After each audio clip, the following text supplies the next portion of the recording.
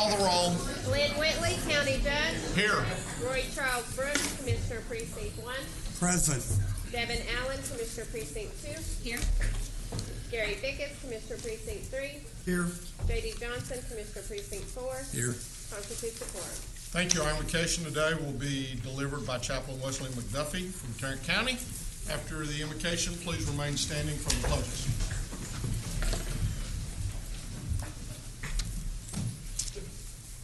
Good morning, Chaplain. Good morning, sir. Let us pray. Lord, we thank you for this day. We thank you for an opportunity just to call upon your name. We realize, and we didn't have to be here today, but you blessed us anyway. In spite of all our badness, you still blessed us. And then, Lord, you blessed a lot of us to have a job and to be able to be fruitful and be able to share with others. But today, Lord, we want to thank you for all of the employees who have given most of their lives to this county. Father, we realize they spend more time with us than they have with their families. Yes. And Lord, we don't take that lightly because time is the most precious commodity that we have, and we can't get it back. We can get money, but we can't get the time back. But we shared it with an institution that we believed in. Father, that took care of our families. Now, Lord, I ask that you continue to bless this county. Bless all that are in the position to make the decisions to move us forward. Bless all that live in this county. Bless this county in a whole. As we approach this holiday, there'll be tragedies. Father, there'll be mishaps. But Lord, I ask that in the midst of it all, that you bless us. It's in Jesus' name I pray and ask it all. Amen. Amen. I pledge allegiance to the flag of the United States of America and to the republic for which it stands, one nation, under God, indivisible, with liberty and justice for all. Honor the Texas flag. I pledge allegiance to thee, Texas, one state, under God, one and indivisible. Chaplain, thank you.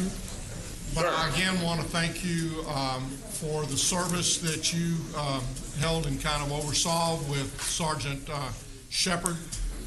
It was a fantastic service. It was very Amen. uplifting, and I appreciate your words very much during that service. We all thank you, sir. Thank you. Agenda announcements, Mr. Manius. Thank you, Your Honor. Members of the court, several announcements. The first, as it relates to the agenda today, under the County Administrator section, item 9A4, this is a change order. We're going to ask that we hold that for 1 week. Also would like to remind the court that we will not be having Commissioners Court on the 16th of this month, July 16th. And then also, members of court, we're going, next Tuesday, we are going to have a briefing concerning the game rooms. And we've received the documents back now from the District Attorney's Office, and we appreciate their comments and work on that. And that will be a briefing item. Also, as it relates to briefing items, prior to us going into budget hearings, I think it would be good for us to have a briefing on Senate Bill 2, which is the revenue cap bill, and also the bill that concerns judicial salaries. That's a fairly complex bill, and I think it'll be good for the court and for senior staff to get direction and also to have a full understanding of those two pieces of legislation. So we'll try to put that in possibly for either next week or the week after that, which would be the next court meeting after that, which would be the 25th. We're getting real close. 23rd. 23rd, 7 and the 6 is 23, yes. So that's the dates we're probably looking at on that. I'd like to have that because we're going into budget hearings on in August then. I think that'd be a good idea. Okay. Because I think there's still a lot we're not sure about. Right. And I know there's been a lot of confusion on the judicial. And there's been a lot of work that's been done on that, and we need to make sure that it is a complex situation. Yeah. So, Yeah. Thank you, Your Honor. Thank you, sir. Oh, Your Honor, one other comment on the agenda today. Excuse me for walking away. We do have a public hearing this morning. This concerns the countywide polling place program. As you can see on the on your agenda, we are agendized to take any action if the court deems necessary at this time. Thank you, sir. Thank you. Board members, you have before you the minutes of our regular meeting of June the 25th. Move approval. Second. We have a motion to second. Is there any discussion? Please vote. Motion passes unanimously. Proclamations and resolutions. Commissioner Allen, I believe you have one. I do. Let's see. This is regarding Watch Your Car Awareness Month. I will read the proclamation into the record and then present it to Brian Sudan with the Tarrant County Sheriff's Office, and then Anne Marie Pena, also with the Sheriff's Office. Whereas motor vehicle crime is a very important property crime that seriously impacts the economy, a victim's ability to provide for their families, and can lead to other criminal activity that is highest during the summer months. And whereas Tarrant County, the Texas Department of Public Safety, the National Insurance Crime Bureau, and the cities of Arlington, Euless, Fort Worth, Haltom City, and Hearst, along with Parker County, all participate in a joint venture known as the Tarrant Regional Auto Crimes Task Force. And whereas the Tarrant Regional Auto Crimes Task Force is funded by a grant from the Texas Automobile Burglary and Theft Prevention Authority and through local support. And whereas unlocked vehicles and leaving keys, key fobs, and personal property in vehicles play major roles in motor vehicle crimes in Tarrant County. And whereas the Texas Automobile Burglary and Theft Prevention Authority created the new If You Like It, Lock It campaign to raise awareness and reduce motor vehicle burglary and theft during July or Watch Your Car Month in Texas. Now, therefore, be resolved that we, the Commissioners Court of Tarrant County, Texas, do hereby proclaim the month of July as Watch Your Car Month and join the Tarrant Regional Auto Crimes Task Force in encouraging all citizens to take simple steps to reduce motor vehicle burglaries and thefts. In witness thereof, we have hereunto set our hands and caused the seal of Tarrant County to be affixed the 2nd day of July 2019.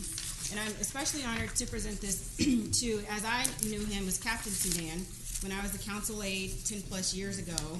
He was the captain over the East Division for the city of Fort Worth, and so we worked very closely together. Second. So that was a motion. That was a motion in a second. We have a motion and a second. Any discussion, please vote. Motion passes unanimously.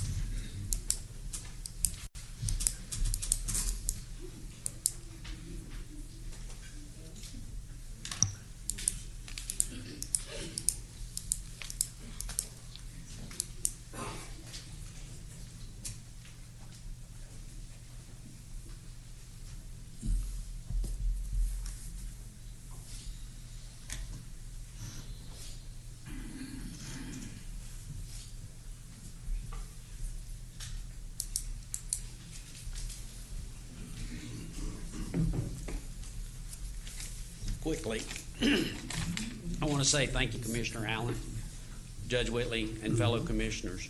Without your support, the task force would not have a long and successful history in Tarrant County. The Tarrant Regional Auto Crimes Task Force is a multi-agency task force. Through its efforts in partnership with the Texas Department of Motor Vehicles, NICB, and Texas DPS, benefits from the additional technology and resources that they provide. The task force has strong support with the Tarrant County District Attorney's Office, and we're grateful for that. The foundation of the task force is built upon 5 pillars: leveraging law enforcement resources throughout the area, providing strong leadership in the field, coordinating investigative efforts among the multiple jurisdictions, using technology and through innovative ways, and a strong prevention program to promote our message. The task force uses social media, community events such as crime fairs, vehicle glass etching with identification numbers, mobile signage, and we're starting a new program with our NIC partner coming soon to mark tailgates to help in the recovery of these items. With that, I'd like to say thank you to the court. Thank you to Commissioner Allen for this proclamation. Thank you very much for all your hard work. Thank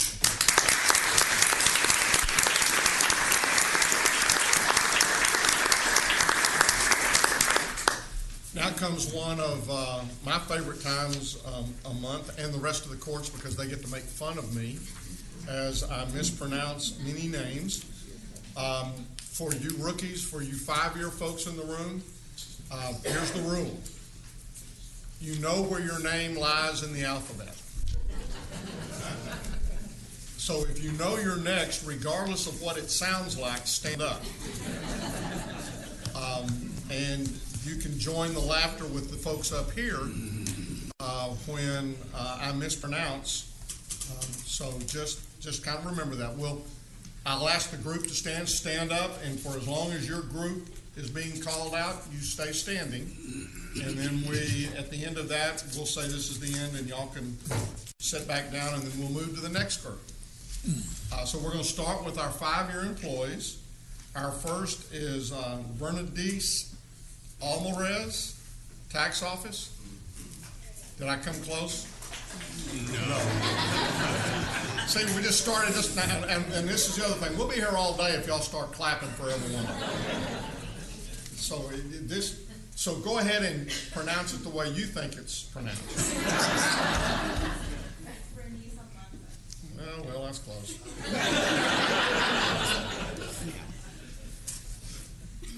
Do you want to read these things? Okay, thank you. Keep standing. Patricia Cabrera Moreno. Close? Hey, y'all right. Domestic Relations. James Chang, Information Technology. Carrie Irwin, Sheriff's Office. Okay. Oh, here's one. Monica Foster, District Clerk. Thank your mother. Hector Gabriel, Juvenile Services. Sandra Hatchett, Tax Office. Carol Jackson, District Clerk. Allison Kutra, Criminal District Attorney's Office. Denise Lindsay, Tax Office. Mary Pierce, Juvenile Services. Asa Ponteris, Justice of the Peace, Precinct 1. Amanda Rhodes, Tax Office. Vanita Sanders, Sheriff's Office. Kurt Waldermuth, Commissioner, Precinct 4. These are our 5-year employees. Thank you all very much.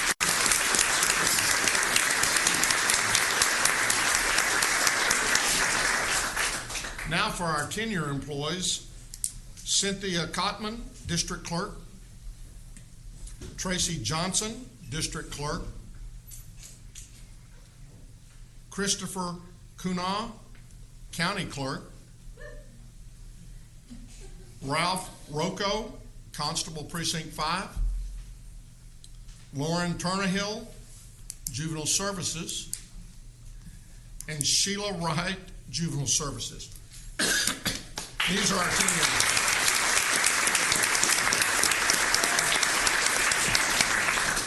Now for our 15-year employees, Kathy Ballard, District Clerk. Elder Hernandez, Elections.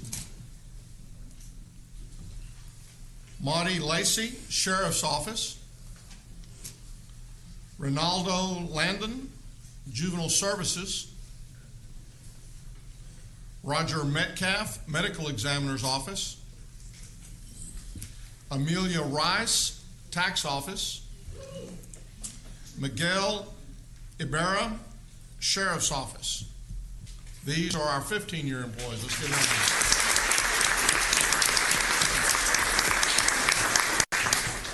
Now for our 20-year employees, Tammy Ducey Brock, Justice of the Peace, Precinct 6.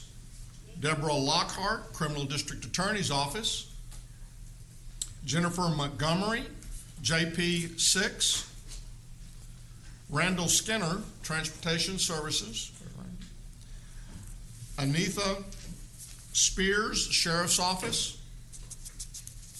Scotty Ward, Sheriff's Office. These are our 20-year employees. Let's give them a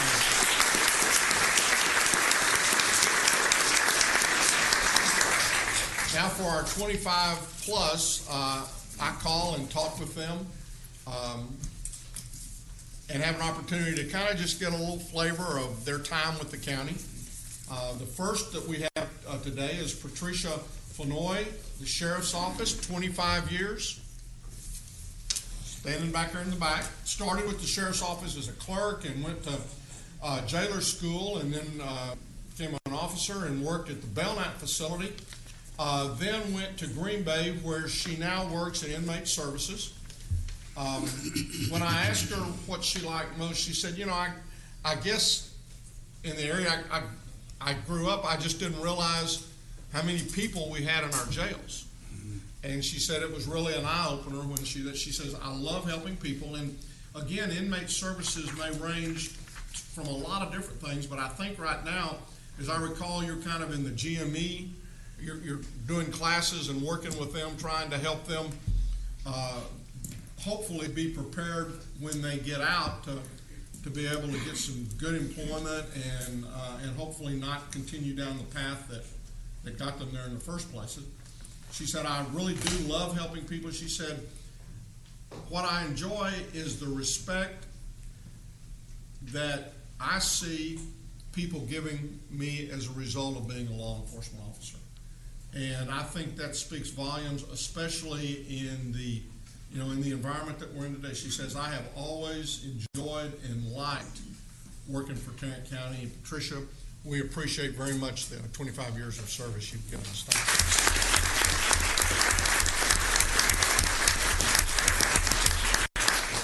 Next is Maria Hernandez. She also works in the Sheriff's Department and is celebrating 25 years. Since she started out in the Sheriff's Office in booking in the Correction Center, and so, you know, that's kind of down in the basement. There's not a whole lot of windows in that location. And she said, then I went to the accounting office in the plaza, and she said, the thing I like most is I had windows. I could now see outside. She said, I have enjoyed very much in the course of the 25 years meeting people.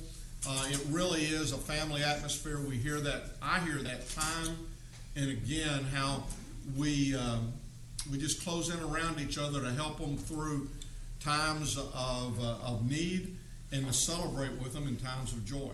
She said, over the years, I've had a lot of just great supervisors. Maria, thank you very much for your 25 years of service.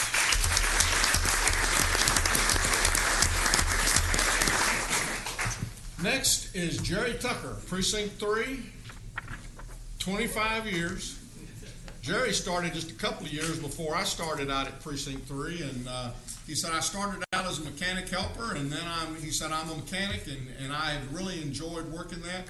When I asked him about memorable moments, he remembers the time when Ken Mayfield, not the NACO Ken Mayfield, but our Ken Mayfield was there. Ken died very early. He had a cancer, and I think he was in his 50s when he passed. And he was one of those folks who had worked himself up through the ranks, and I think someone that everybody looked at, respected, and admired, and was kind of something to pattern themselves after. He said, you know, we have a great group of guys who work hard and have fun. And, you know, that really is true. I think the county family and the county folks work very, very hard, but at the same time, they enjoy what they're doing and they can have fun at it. Another thing that he likes most is, the whole package of the benefits and the opportunity to work with a lot of great people. He said, you know, I just have to tell you, I love working on this big equipment. And it's something that he said, I enjoyed it, I always wanted to do it, and he said, I just have a ball doing it. Jerry, thank you very much for your 25 years.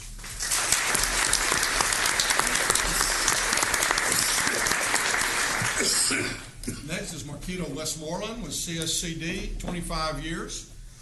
Started out as a substance abuse counselor and then moved over when a position came open, applied for and moved over and became a probation officer. She said she has really enjoyed working with all of her coworkers and having the opportunity to help people out. She really, in her work, hopes that she can move people to choose the right path as they go forward. 25 years has flown by. Marquito, thank you very, very much for your 25 years of service.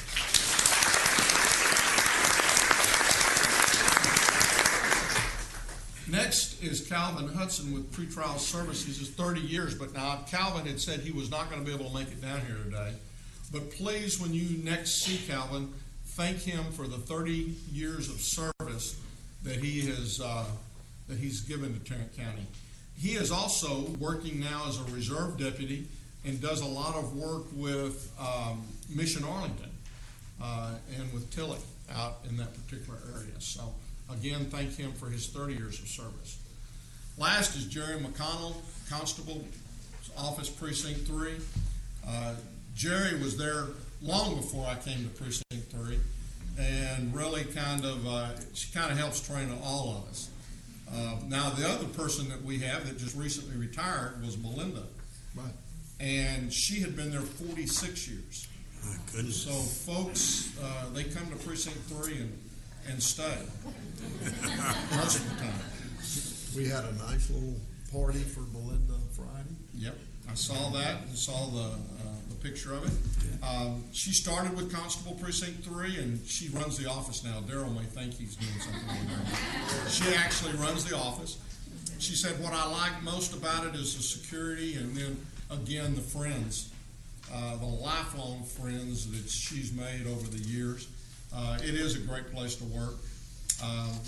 She said, I've really enjoyed all of the friendships made throughout the entire courthouse. When I talked with her 5 years ago, she said, we just had this new constable come in, we'll train him and get him all ready. And she didn't really say all this. But she said we were getting ready to go into the new building. And she said time has just absolutely flown by. When I talked with her just recently, she says, obviously we've now moved into the new building. She said, I love working with Daryl. She has a 3-year-old granddaughter. And we just kind of talked about the fact that if we could just figure out how to have grandkids without kids,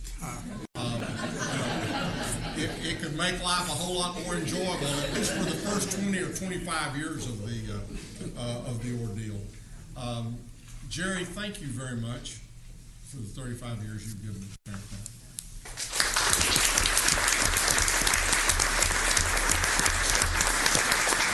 Now we have refreshments for the employees who are celebrating their anniversaries.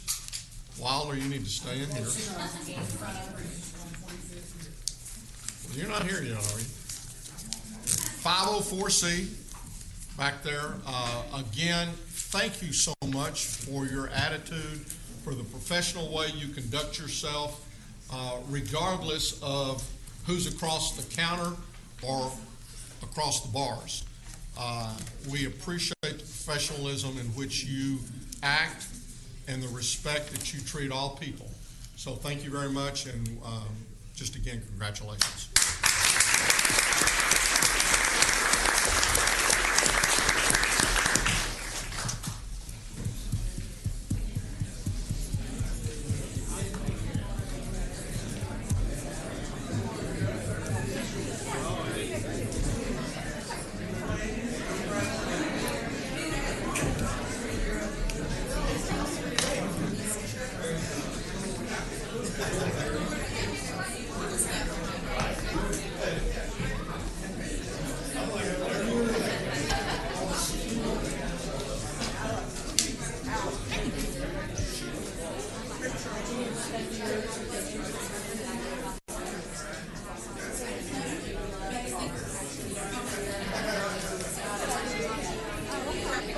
Okay, great.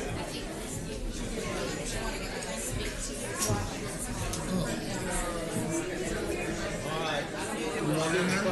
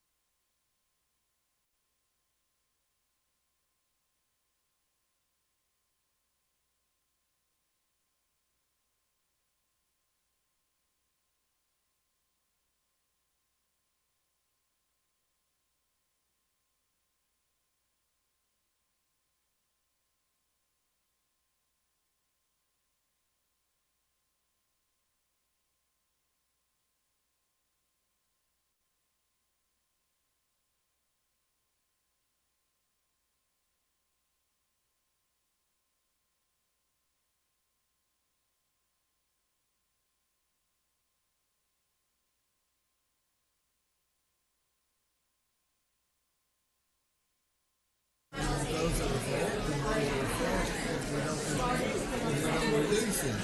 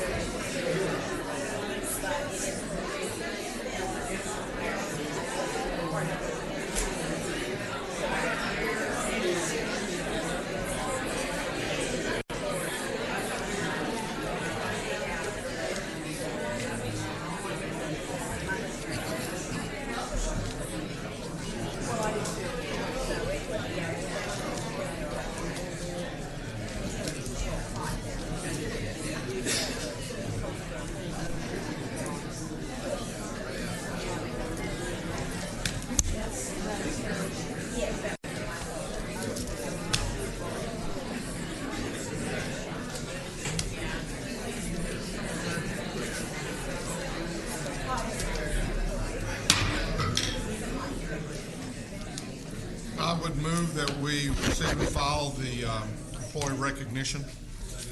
A motion is second. Any discussion? Please vote. Motion passes unanimously. Court members, you have before you the consent agenda. Move for approval. Second. Have a motion is second. Any discussion? Please vote. Motion passes unanimously. Mr. Manius. Thank you, Your Honor. Members of the Court, we have a public hearing this morning. This is to consider the countywide polling place program. We're going to ask Mr. Garcia to come up and just very briefly do an overview of this, maybe 2 minutes. This is something that we discussed last week, and today is the public hearing.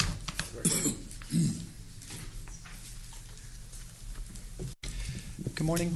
Good morning. Members of the court, ladies and gentlemen, thank you for your time to be here. Today we come and ask the court to have a public hearing on the countywide polling place program. The countywide polling place program is commonly referred to as the vote centers modality for voting. It is a program that is conceived to allow voters to vote anywhere in the county on election day as opposed to a pre-assigned location within their precinct. Just as a summary of things that we've talked about in this court before the public is invited to make comments. This program requires no change at all to the rules of absentee voting, early voting, election day calendar, or any of that other structural organization of the electoral process. It just allows voters to go anywhere on election day. There is a section in the program that allows the county to, if they decide to, reduce the number of locations for election day, but that is not a mandate, that is an option. And also it's important to highlight that that reduction is only applicable to the November elections in which the county chooses the polling places. Primaries are run by the parties and they choose their locations in March, and the same thing with the May elections. The cities and the ISDs would choose the places where they hold their elections in those events. There's also a bit of concern about the changes that we're coming up with to face in 2020. There will be no straight party ticket in the ballot. There will be new voting equipment, and we've also adopted new electronic poll books. I just wanted to tell the court, and also because this is something that I've been asked about, this is the one change that I believe makes it easier for the voters. It doesn't require any additional training or knowledge of them. To me, this is like saying we're going to run a marathon, and somebody saying we can put a little water on the side. Well, we're going to give it up because we're afraid of that change. This is the one change that might alleviate some of the challenges we're going to face in the upcoming elections. With that, I will make myself available to the court in case there are any questions or clarifications, but I will keep it short because we want to hear the public today and their opinion on the program. So with that, I believe we're ready to start taking comments. So I want to be sure I understood one of the comments. You make the statement that as far as selection of polling locations, the parties make the decisions in the primaries. Correct. The municipalities make the decisions in the municipal elections. Correct. Or in the school board elections. Correct. And the only place where we as a court will make the decisions with regards to polling locations are in the November election? Correct. Okay. With that, then I will open the public hearing and ask if there's anyone wishing to speak to this matter. I have a number of audience participations. If you have not filled one of these out and you would like to speak, or if you would like to simply fill one out, not speak, but tell us how you would like or your opinion on this particular issue. So again, if you've not done that, I would go outside and get one of these forms and fill it out, and on there you will indicate whether you wish to speak or not, and then we will have record of that if anyone comes up and asks to see the people who came here today to express one opinion one way or another. The first person who I have is Pat Richardson. And what I'm going to ask is please come forward. You have 3 minutes to speak. Repeat your name and your address, and then again begin your speaking at that point in time. Is Pat Richardson here? Come forward, sir. Thank you. Thank you, Your Honor. My name is Pat Richardson. I'm at 1600 Texas Street in Fort Worth. I've been in Tarrant County since 1984, and I'm in favor of the whole concept of the election centers. The idea that we could vote early any place in the county, if that worked, it should work on election day. And I'm a retired fiber optics engineer, so I'm pretty much up on the high-tech stuff. And this really brings voting into the fast food world. Back when most of us, maybe not all of us, first got to vote, maybe we were on paper ballots out in the rural area, and there was one place in the county to vote. You had to drive in. This makes it a whole lot better, and so I'm in favor of it. My wife thanks you for limiting me to 3 minutes. Well, you tell her you only took a little over a minute. Next is Nancy Stevens.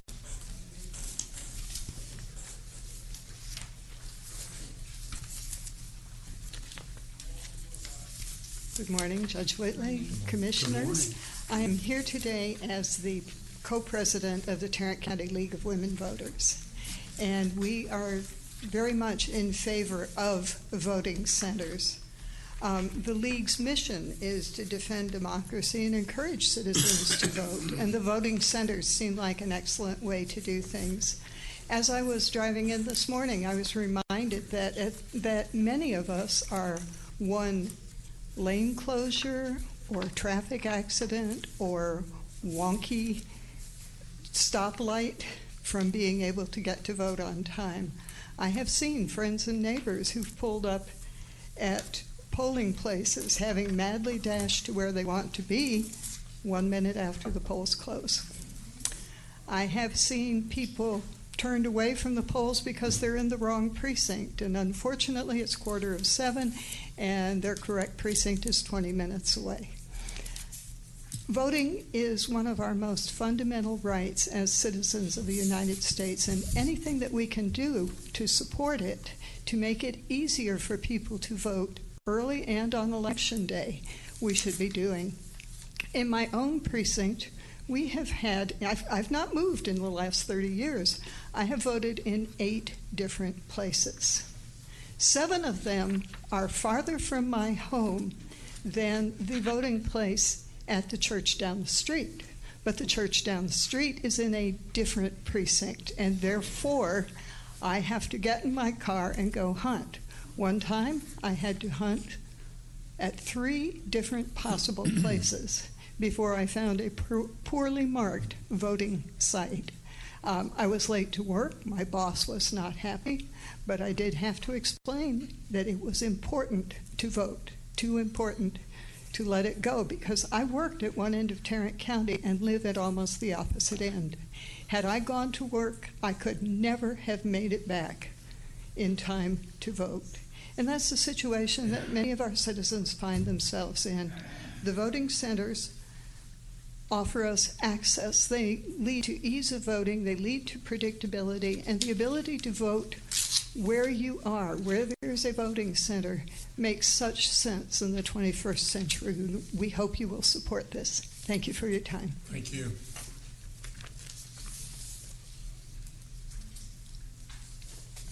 Next is Paula, here we go again, Holm? Amy. Sorry about that.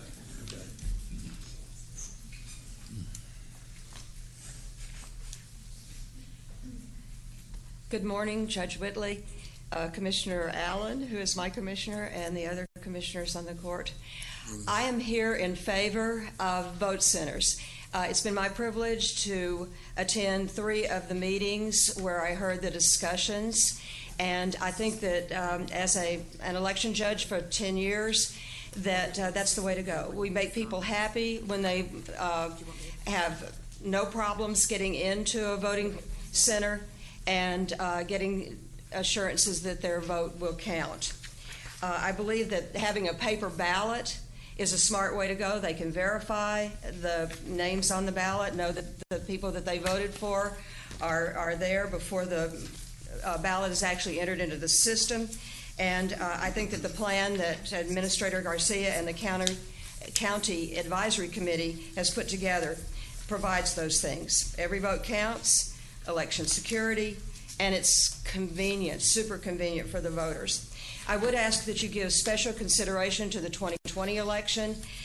We've been assured that it would be easy to have everything the same, have polling locations where people are familiar with them, and we expect a really high turnout. So I hope that that is the case, and that people who live and work near a voting site will now take advantage of that voting center and go in. When they see the signs out front, that's how they know that voting is started, and now they'll be able to vote at a place close to them or where they actually work.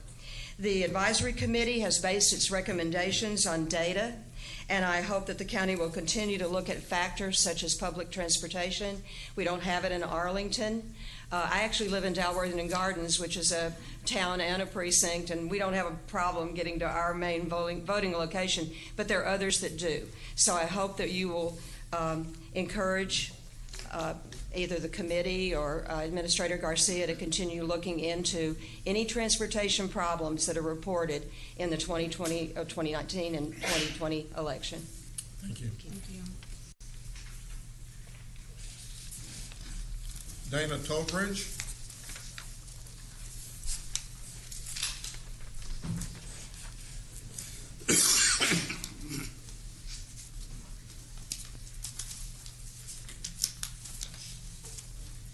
Good morning. Morning. My name is Dana Trowbridge, and I'm the primary administrator for the Tarrant County Republican Party. I have some serious concerns about vote centers for the 2020 election. My concern is that we will end up with long lines in some locations. We've not done any kind of trial run to see where people would be voting. We might have some centers where there is no one. We might have some centers where the lines are just extremely long. Ballots are going to be long. There's no straight ticket voting. I'm concerned that some of the iPads might not work properly. I've heard many reports from judges over the past election where they've had problems with those iPads and they've ended up with one. What happens if we end up with one iPad working and a very long line, and it takes a while to either get the second one working or the third one working or whatever, and we've got disgruntled voters because now we're supposed to vote anywhere we want to, but we can't because the machines aren't working. There's also been some problems with training, and I'm concerned that the training might not have enough time to truly train judges and workers to work the machines, the new machines properly, to use the iPads properly, and that we would have problems with that kind of a situation also.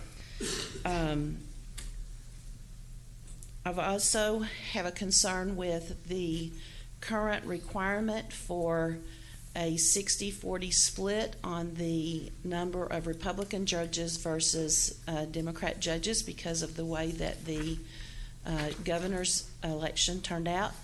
I was told that in the early voting they don't have to follow that, and if they don't have to follow that during early voting, what makes me think that that would be followed during a general election? I'm concerned about several things that would affect both parties, that would affect voting in this county. And though I really like the idea of the vote centers, I really think that we need to look at it and at least have something that's a trial run before an election as important as the 2020 election. Thank you very much for listening. Thank you.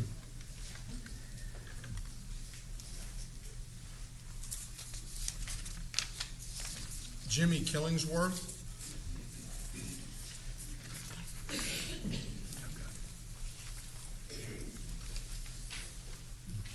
Good morning, Commissioners. Thank you for allowing me the time to speak my viewpoint. I'm in charge of voter registration for the Tarrant County Democratic Party, and my ultimate goal is eliminate roadblocks in Tarrant County and Texas. We have more roadblocks in Texas than any other state. 47% of our voters in the United States is from Texas. 47%. And we're the second largest state in the United States. 42% voter participation. That's awful. Why? Because we have too many roadblocks. And this polling place, this was open up and eliminate some of those roadblocks. The one group that's in Texas that's disengaged is an 18, 19, and 20-year-old. They don't vote. They're not interested in voting. We have thrown up too many roadblocks. The second group is the person who registered who does not vote. We, as a county, should be concerned about that. Getting those people to the polls and stop putting up all these roadblocks. Just do not eliminate any of these locations at this time. We have 2020 elections coming up. That's going to be a chore. It's going to be a chore. All the people's here in Texas and the straight party voting, we need to eliminate these roadblocks so we can make it easy and convenient for our voters. I think we should be up there with the top states in the United States in terms of voter registration and voter participation. And we're not. We're down to the bottom because we have too many roadblocks in facing us. So I would take, if you would, give us your permission to go along with this new polling sites. Thank you for listening. Thank you. Thank you, Jimmy. Thank you. Sir. Libby Willis.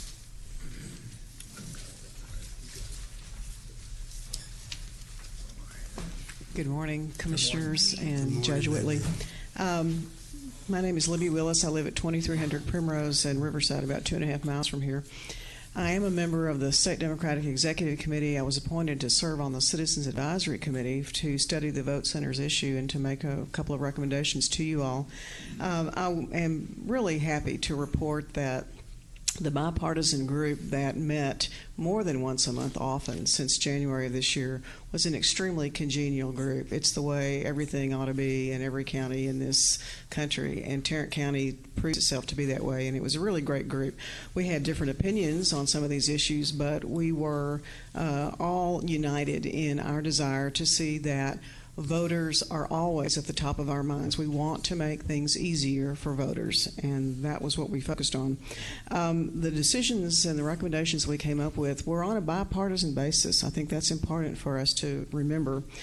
And because I had some connections with folks at the state party in Austin, I did ask very early, what are best practices for counties, the over 50 counties in our state which have gone to this voting model, large counties, small counties. And one of the things I heard over and over and over again was, if your commissioners decide to do this, then at least the first couple of years in the first major elections, they really ought to keep all of the election day precinct polling places open. In other words, we don't want to just have cold turkey, we're just going to cut off this and go to that. Do this gradually. Work your way into it. Make the citizens comfortable. Make the voters comfortable. So that was one thing we talked about a lot. I would say that there are so many advantages to voting centers that people all over the country have found. Texas was one of the very earliest states back in 2005 that started studying doing this.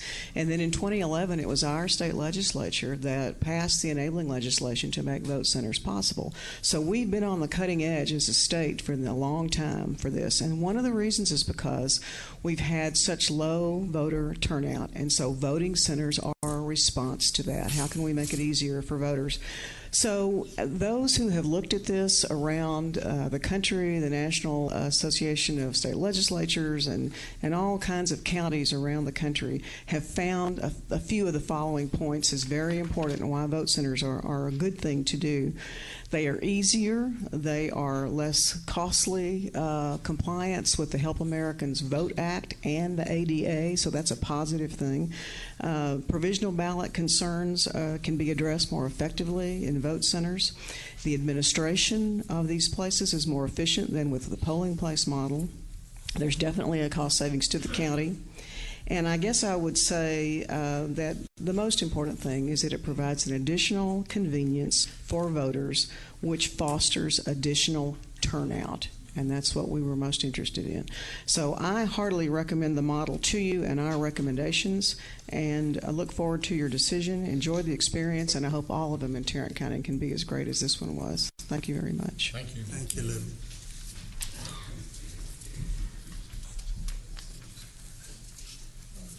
Suzanne Crowley.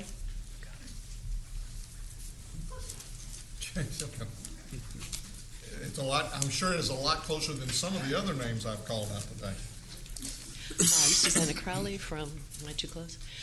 Arlington, Texas. You all did such a good job explaining everything. You stole my thunder. So let's talk money. The cost to have a regular election. I have been an election judge for several years. You have fewer people to train. You have fewer locations that you have to book. You have fewer equipment. It gets less stress. You don't have to transport it everywhere. You have more central areas to drop off the ballots at the end of the day. You will have fewer people to train eventually, so that everybody, as everybody knows, especially my teachers in the group, when you have a smaller classroom, you usually get better results because you can take more time with them individually, so that everybody who's trained is properly trained on everything. And the other thing is working as election judge, that equipment is darn heavy. And they send it to locations. A lot of the judges have been doing this for years and years and years. Getting a little older, a little gray on top. It's a little hard to get some of that equipment schlepped around. So I was fortunate. I had sons, so I had them. I paid them to come and help me set up the equipment. But a lot of people don't have that option. So it's a lot of stuff to set up in different locations. So I would say this is a really good idea. My one concern, and I'm sure this has been addressed, is paper versus electronic. I know they do have the technology so that you could do an electronic ballot at the location. You do a paper ballot that'd be filled out with the proper voting issues and candidates at the location, because about 3 or 4 years ago they told us about some of the new equipment they're looking at implementing, so that you could actually do a paper ballot, and that would, a lot of people are a lot more comfortable with the paper than the electronic. So, and it also if you have fewer centers, you also can get troubleshooters that are quicker. The other problem I had was the phones. When you call in because you got somebody in the wrong location, trying to figure out where to send them to. We had maps, we had all kinds of stuff for them, but it really would be helpful if you had centers, because then you just send them to the center. So, thank you for your time, and Thank you.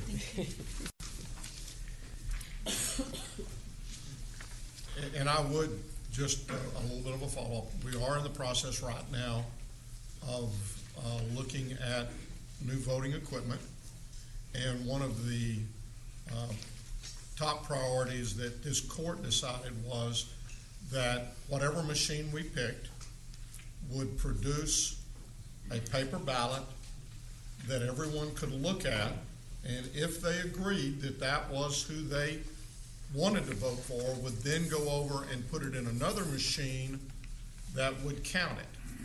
So there wouldn't be this push a button and it transfers electronically. And it's very important to note that neither the machine where you originally cast your ballot and got a copy from, nor the machine you stick that ballot in to be scanned, neither of those machines are in any way connected to the internet. Peggy Borchert.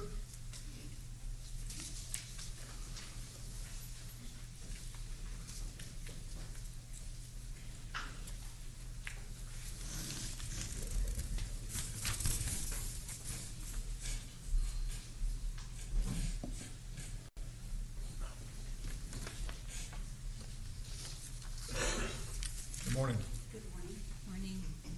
Good morning, Commissioners and Judge Whitley.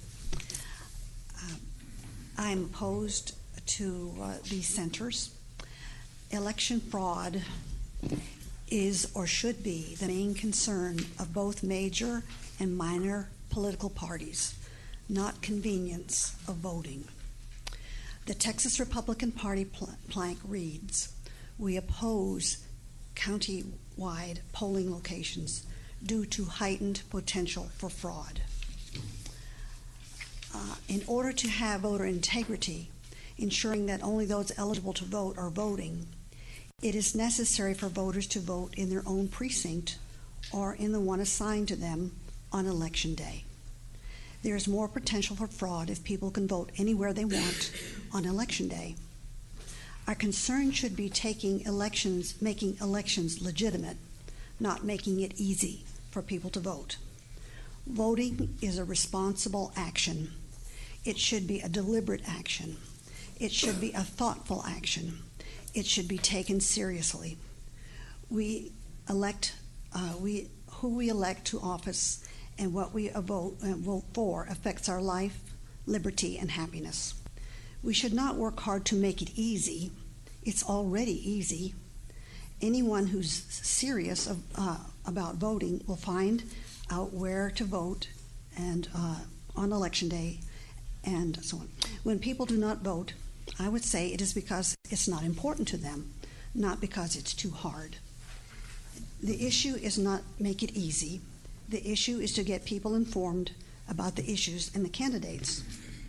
It's too easy to demagogue an election when you make it too easy. During the primary election, the parties have precinct conventions. The Republicans have theirs on the same day as the primary at the voting location. Voting wherever they want on election day would create confusion. Also, voting as a precinct in one location creates a community. I know most people are talking about community. You know those people who vote in your precinct. You contact those who vote in your precinct. You inform those who are in your precincts. Precincts are the smallest unit of government. I've been researching why it's important to vote in your precinct. We must consider the unintended consequences of not doing so. Why do we vote? Because we get to express our wishes for what would protect our right to life, liberty, and happiness. Let's see, I have to jump. Okay. I'm for small government. I'm not for convenience. I have never been for regionalization for convenience or for so-called saving money or eliminating duplication of services. We have slowly, incrementally gotten away from the idea of voting in our precinct. I've never been concerned about it until now. Now we won't even be voting on election day. Having a precinct is very important, and so I am opposed to this. Thank you. Thomas Colin Casey? Yeah, well, did I come close to that last name? You came very close. You were very close, sir. Who's that no over there? Okay, go right ahead. Honorable Judge and Commissioners, my name is Thomas Torlin-Cassay. I live at 1020 Duane Street in Benbrook, Texas. Last November, for the 40th year in a row, I voted in Precinct 1206 at the Benbrook Community Center. It's the same place that I received Eagle Scout and several life-saving awards. Now that's a sweet memory, and that's nostalgic. But we live now today in one of the fastest growing, most dynamic counties in the United States. And I want to make clear that I'm here in support of countywide voting centers for a number of reasons. They're cost effective, they increase the number of people who get to participate in our democracy, and it is the constitutional right of every Tarrant County citizen to vote. Now, I'm a small business owner. When I leave here, I'll get on a bulldozer down near Midlothian. And the knowledge that I and the men who work for me are able to get to a voting center in Tarrant County on each election and vote and get back to their daily lives is a plus for me and should be a plus for every business owner in our community.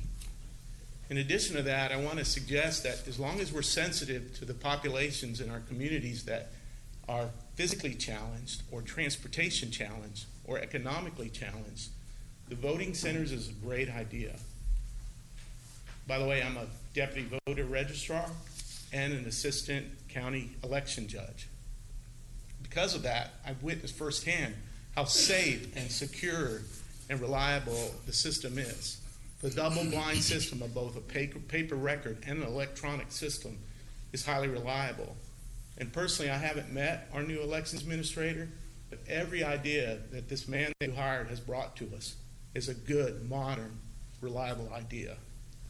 I want to encourage you, as a citizen of Tarrant County since 1972, to vote positively for countywide election centers. Thank you. Thank you, Thomas. Iman Solim.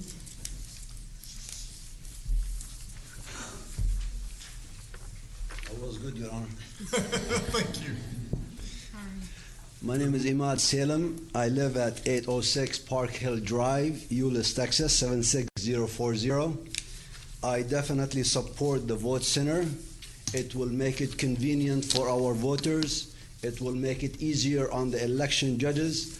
I have been an election judge or an alternate election judge for the last 10 years, and I have had on many occasions had to redirect people to different polling locations because they get there and they are at the wrong location. Normally, I look them up on the voters roster, look them up on my laptop. If I can't find them in either place, then I would call the Tarrant County elections and they would give me where the voter needs to go. Now, if they come in daytime, it's okay, but the problem is when they come at 6:30 p.m. I think those people, chances of voting are very slim, because by the time we go through the process and give them the address where they need to go, it'll probably be 6:45. Then I would tell them, you have 5 minutes to get there if you want to vote.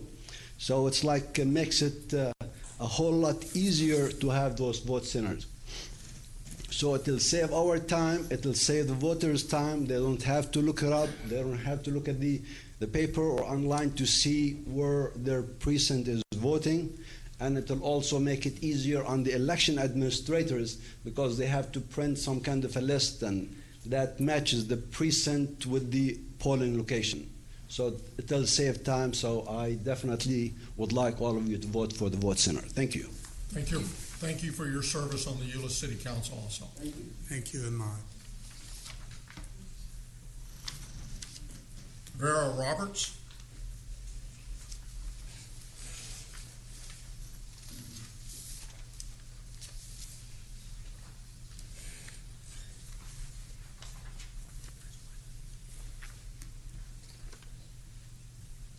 Good morning, judges and commissioners. Good morning, Ms. Vera. My name is Vera Roberts. I reside at 2249 Sims Drive here in Fort Worth. I started this journey as a voter many years ago.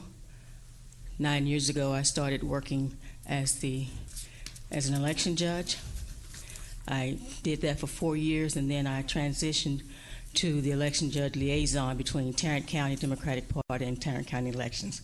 I take that as a pleasure, not as a job. My job is to get those 300 plus people that we need for each election and to maintain them. One of the hardest things to do is see one of those judges leave because of their inability to speak well with the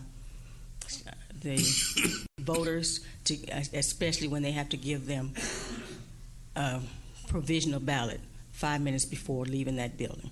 I had to do that, and that's a hard thing to do, let somebody to speak to someone and tell them that their vote is good, their provisional ballot, and know that because they're at the wrong location is not going to count. So I am in favor of the votes being, we can go anywhere in Tarrant County to vote, because I believe every vote counts. Everybody should have that opportunity. I also have been attending some of the advisory meetings, and I learned a lot in those meetings, even though I couldn't say a word, because I learned that the equipment is going to be safe. It's not going to be where anybody can tap in when they feel like it and mess up the vote. It goes between Tarrant County elections and whoever it is you're going to get to be over that facility, holding that account for those votes. So I ask you to think about, please vote for the ballot, for the. Thank you. Thank you, Ms. Vera. I'm sorry, I don't speak out loud. You did very well. Okay. Lisa F. the Mio. She even put it out here. She tried to help me. Good morning, Judge Whitley and Commissioners. My name is Lisa F. Mew, and I live at 616 San Clemente Drive in Keller, Texas, up in north of here. I'm very, very excited about voting centers, but my emphasis here is on placing as the first priority to expand voter access. It's our right and our responsibility as people to increase the number of voters that turn out. We have low voter turnout in our state. We need to bring that up. So I'm in favor of increasing the convenience and access with voting centers, as long as we keep open the current voting places, polling places, so that all peoples, even people that couldn't manage, the first time around to figure out a voting center, they still have their home polling place at the first year or two. That way, people for whom it's harder to change to a voting center still have their place, and then we can increase voter turnout with the voting centers for those people who, for a variety of reasons, that serves them much better. Thank you. Thank you very much. Pam Durham.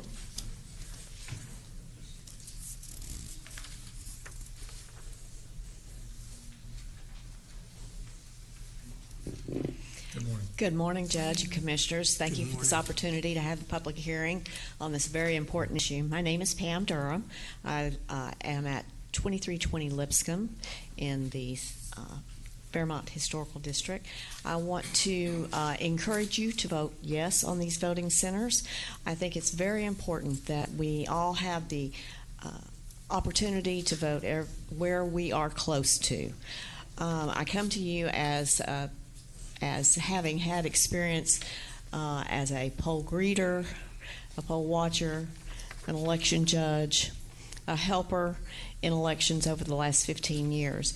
And as part of my community service in the last few elections, I dedicate the whole day off to go and help people find a voting place, whether that's transporting them or whether that's helping them find that they're in the wrong location. And I can tell you that there are a lot of problems. We move precinct districts, we move polling locations. People go to their last one, they don't know where the next one is. They don't have public transportation to get to the next one. And this is very important that they get to go where they are close to, particularly even our working people. They can't get from downtown to South Arlington and vote before 7 o'clock. You know, there's going to be a traffic jam, I can guarantee you. Or even if they're going up I-35 in the worst traffic center north of here, okay? That is a problem economically. It's a problem transportation-wise. It's a problem for working people as well as people with other disabilities. So my encouragement is to vote for the voting centers and to leave all of the places intact these first couple of times so that people that are in their pattern of voting can go there and vote there. But also you can make some additions if you need to address the fact that, you know, we may have long lines in a particular election, and particularly in 2020, we're going to have long lines. And the good thing about having a voting center is that you can have poll greeters out there that are saying, if this line's too long for you, you've got another place to go right down the street. And we can communicate that. And so we can help alleviate those things and redirect them. But we have to leave it the same the first couple of years to make that transition. Thank you very much. Thank you, Pam. Deborah Spell.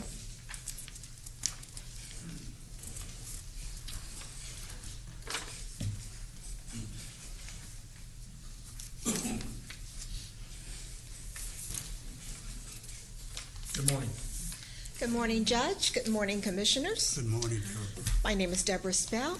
My address is 217 Ironbark Drive in Arlington, Texas. I'm an election judge, a deputy registrar, and also a precinct chair. I carry in my car voter registers applications. Voting is very important to me. I always advocate voting. So I am very much in favor of voting centers. Our country was founded on the principles of democracy. And as a democracy, we have a free and inclusive society that allows freedom of speech.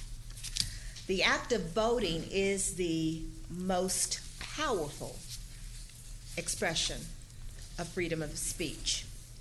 We should allow more access instead of less access to voting.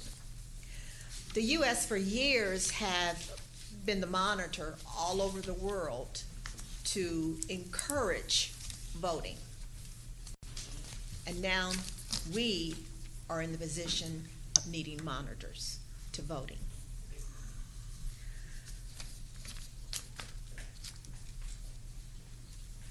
Voter suppression is a reality. It's real. Voter fraud is not a threat. It's very rare. We need more polling places, not less. Greater access means democracy is in action. As an election judge, and especially in Arlington, which lacks public transportation, we especially need more access, more voting locations for the people that do not have transportation. If you close polling locations, that will decrease the number of people that have the ability to vote. So I urge you, commissioners, to not close any locations. Keep them open. Vote centers are a good thing, something that we need. And I thank you for your time today. Thank you. Thank you. Doyle Fine.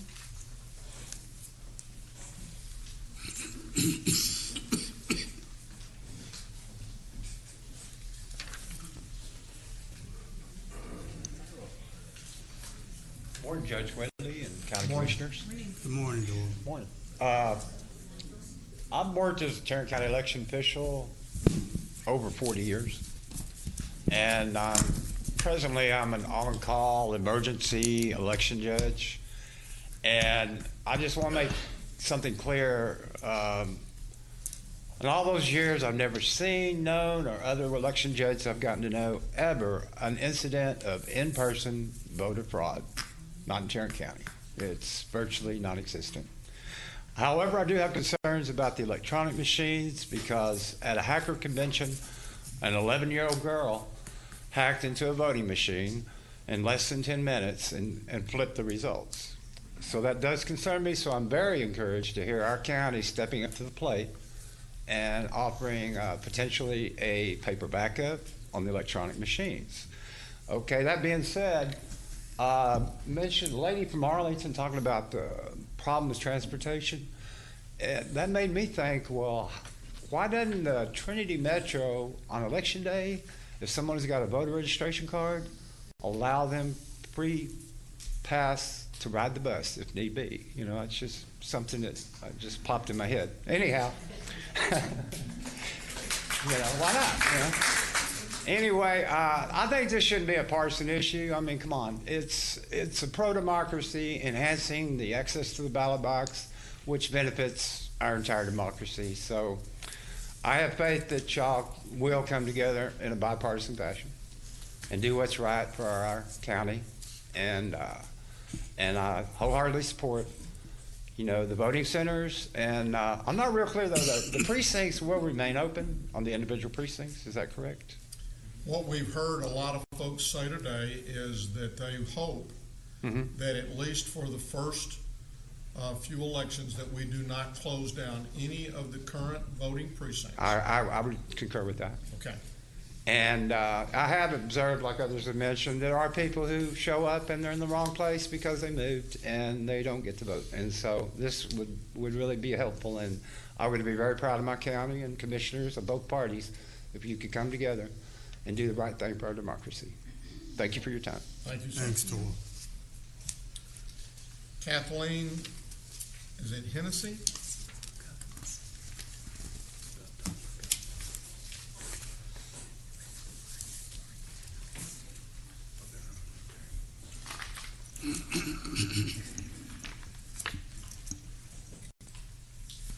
Good morning. Good morning. Good morning. Hi, Gary. Hadn't seen you in a while. Yeah, I know. Well, been busy. Been hiding. No, been busy. My name's Kathleen Hennessy. I live at 5013 Stonebridge Drive in Colleyville. I am a dual national. I also am a European citizen and a U.S. citizen. And so this gives me a different perspective. And I've traveled and lived in Europe and in Asia and worked in also in Africa. So I've seen a lot of voting issues. Anyway, Tarrant County County Commissioners Court, we want to thank you for the effort and the thought that you've put into helping us resolve some of our issues. I'm a voter registrar. I'm a precinct chair. I worked as an election judge the past 8 years, and I'm a retired professor of systems analysis at Texas Tech University. And I've done a lot of the analysis involved in trying to figure out the best and safest way to handle data, not only for voting, but also for the United States Navy. We did a major security project for them a number of years ago. I've been at the IT game for about 40 years. I can't believe that. But anyway, the biggest thing that I see, the thing that worries me the most about the proposals, is the voter confusion. Evidently, and correct me if I'm wrong on this, there will still be different polling places for municipal and school board elections. Is that true? So people still don't know where to go. And and that's why I asked the question earlier. It's my understanding that in the primaries, the responsibility for selecting the locations is left to the parties. Mm-hmm. In municipal and in school board elections, those locations are determined by the cities, municipalities, and or school districts. Mm-hmm. And that the only time that the county is responsible for selecting the locations would be in the November general elections. So that's my understanding. So confusion is still going to reign. And all these proposals are not going to change the confusion about where to go. They'll just have more choices about where to go. What this is proposing is that anyone can go to any polling location and vote in whatever election they're eligible to vote in for that particular race. So in the primaries, they can go to any place where there's a Republican primary polling location or Democrat. In municipalities, again, this is a question I ask of our election administrator, and if he disagrees, I'm sure he's going to pop up wherever he may be. He's right there. But let's just say, for example, that I live in Hurst. Mm-hmm. If there is a polling location in Fort Worth, and that's where I want to go to vote in the Hurst election, I can do that. And he's saying that's yes. So if you go to a location that is a polling place, you will be able to vote wherever whatever you're eligible to vote, whether it be a city, for a school board, for whatever it is. That's where you'll be able to vote at any location that has a polling place. That's great, except for somebody who wants to vote. Okay. Where are these places? They maybe don't get newspapers. They're not on the web. How do we let people know where the available polling places are? That's a question that I get. I can let Mr. Garcia address that when he comes back up. But my part on that would be, right now, if they find a polling place, they can vote there under the vote center approach. They have to find a specific location under the current system that they can vote at. So they may come across one, but they can't vote there unless that's their particular precinct. The trick is going to be to come across one. I think there needs maybe to be more public awareness and more effort at not just getting out the vote, but getting out the information about where to go to vote. So if I understand your concern, you're saying regardless of whether we move towards vote center model or not, that we need to do a better job of helping people to know where their polling locations are. Yes, yes.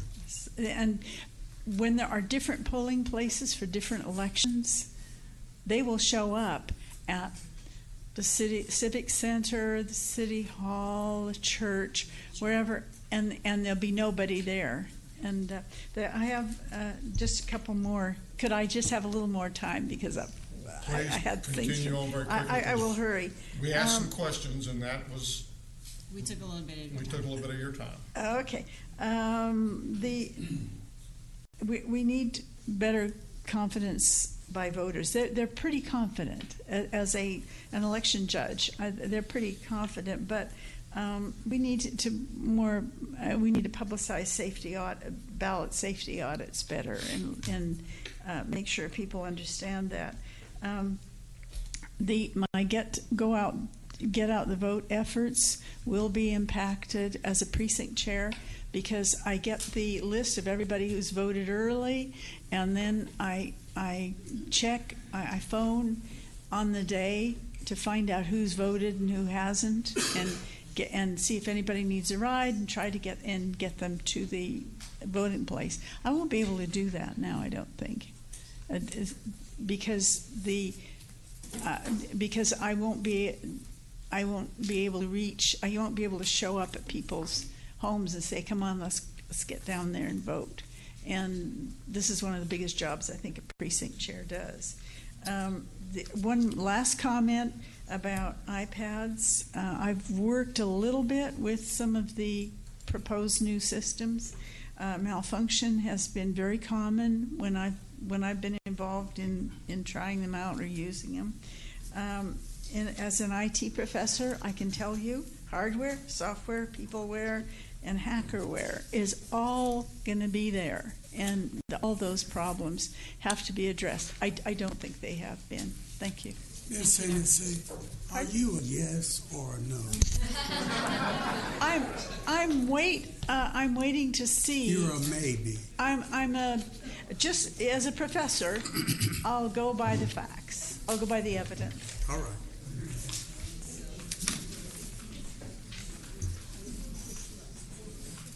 Peter Cardell.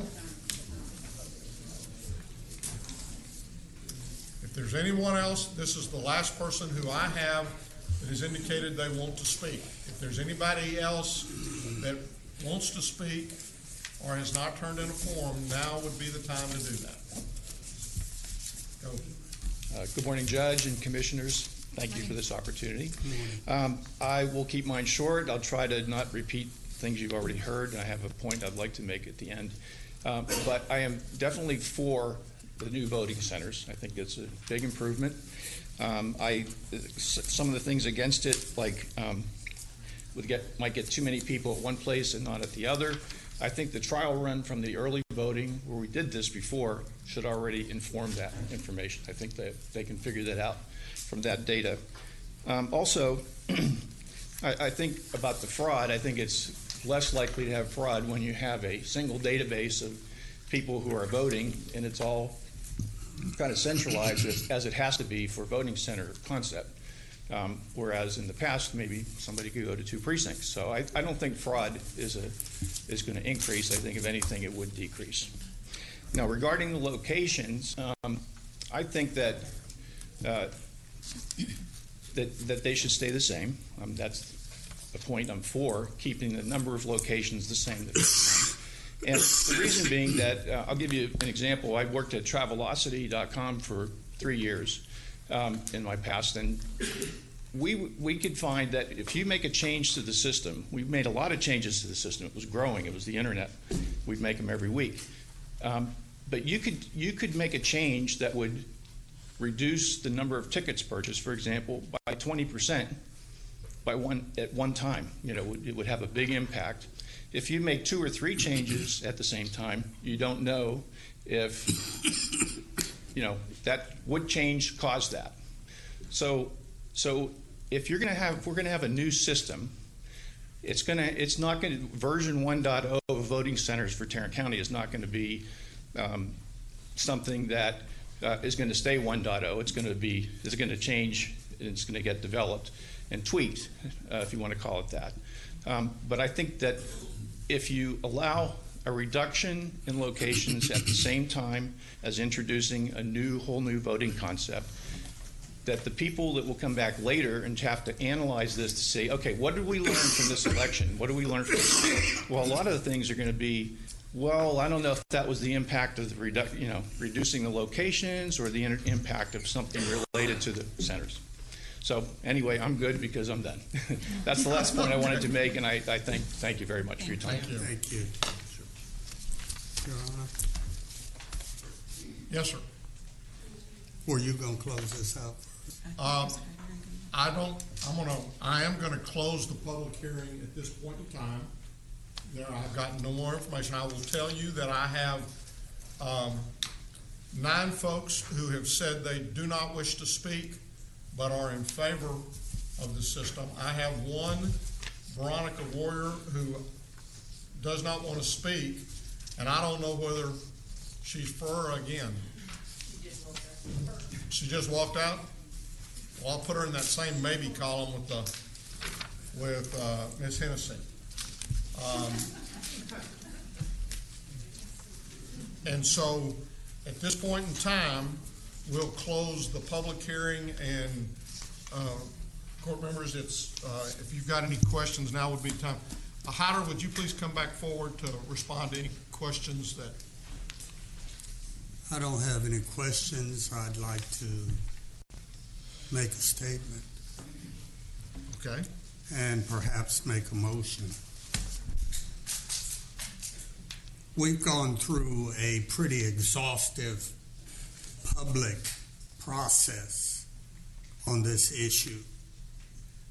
We've held focus groups, at least one, sometimes two or three, in every commissioner's court precinct. We've held a public hearing here in these chambers this morning. And throughout all of those public meetings, the input from the public has been overwhelmingly in favor of the vote center concept. Now, I've taken a position since the beginning of this process that I was in favor of vote centers, but that the devil was in the details of which precincts would be designated as vote centers. I still believe that the devil is in the details, but I think we've got an opportunity to have a transitional period so that we have an opportunity to track how people actually use vote centers so that we can make a reasoned judgment based upon actual use rather than on formulaic projections.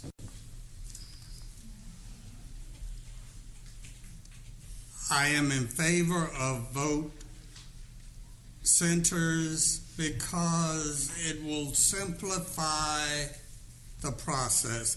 We're going to be faced with a lot of voting changes in the 2020 election cycle. We're going to have a system that no longer includes straight party voting. So people are going to have to learn how to vote under that new system. We're going to have new voting machines. So people are going to have to learn how to vote on new voting equipment. To have a change also in voter locations, I think, would be an overload to the system. So I'm prepared to make a motion, and my motion is this, that Tarrant County adopt voting centers, parenthetically, because it'll make voting easier, more cost-effective, and will increase voter turnout. That's not a part of the motion. That's part of the justification for the motion. The motion is that we adopt voting centers. Part two of the motion is that we not close any existing election day voting sites until after the 2020 election, general election in November of 2020. That is my motion. Second. We have a motion, we have a second. I would like to ask a couple of questions of Mr. Garcia. If we pass this motion and if we get new equipment, when will be the first opportunity to train and to actually use the vote centers, or what is your estimation on that? The November election this year, Your Honor. The November of 2019. So Correct. it will be what is estimated to be probably a very low turnout from that perspective. Historically, it has been. Next question. I know you have a committee. Refresh my memory as to who was on the committee and how what the committee's recommendation was. The Citizens Advisory? Yes. Yes, the Citizens Advisory Committee was made of 12 members. 5 were appointed by the members of this court. Each one of the party chairs appointed 2. The tax assessor collector and the county clerk appointed 1 each, and myself. Okay, so 5, 1 from each of us, 4 or 2 from each party. Correct. And then 1 or 2 more, 1 from the tax assessor and 1 from the county clerk. Correct. Plus Hyder. Plus myself. And was there a recommendation from the group? There were 2. The 2 we brought last week. One was that if the county decided to join the vote centers program, that there would be no reduction in the number of locations until 2021.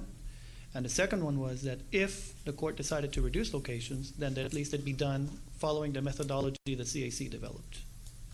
So it kind of gave the court. So there was not a specific recommendation with regards to whether they favored vote centers or not? No, sir. Okay. But if we did, they said they wanted it to not reduce before 2021? Correct. As a first recommendation. As the first recommendation. And if that wasn't the choice of the court, then at least that the reduction be based on that methodology that we developed. One of the questions was, and I know we've kind of moved to the polling books. One of the question was, how will I know who voted on election day in the particular precinct? Is there any way they would have access to who had voted in a particular precinct as a result of the polling books? Yes, sir. That's actually, we get that electronically from the mainframe in the system, if you want to call it somehow. So at any given time on election day, someone could call in and say, can you tell me who has voted in my precinct at this particular point in time of the day? Correct. The electronic poll books have the capability of producing those lists as well. But yeah, we can also produce it at the main office. You just tell it to sort by precinct. That was a question that Ms. Hennessy had, and I just wanted to be sure I understood what I thought what you said was they'll still be able to do that. They'll just simply call elections and say, tell me who voted Correct. in this precinct as of today. And depending on what exactly the law says and the limitations that we may have, we can work with the vendor. I mean, we can have a roadmap for the future and say we can make it available on a portal or something, so it's kind of a self-service. So they wouldn't have to call, they could just go in and look at it? We could look into that and see if that's allowed by law, and we can work something out with the vendor. My goal here has always been, if I hear the concern, I can then work with the vendors in figuring out how to satisfy that. Will you have the time for the training if we elect? I heard training mentioned over and over and over again, and as well as the different locations and stuff along that lines.